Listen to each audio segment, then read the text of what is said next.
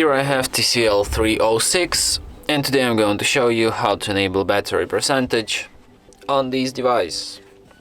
So firstly you have to open settings, then go to the Smart Manager section, then go to the battery, then go to the battery detail, and here you have battery percentage. You can set it to be inside the battery icon or next to the battery icon.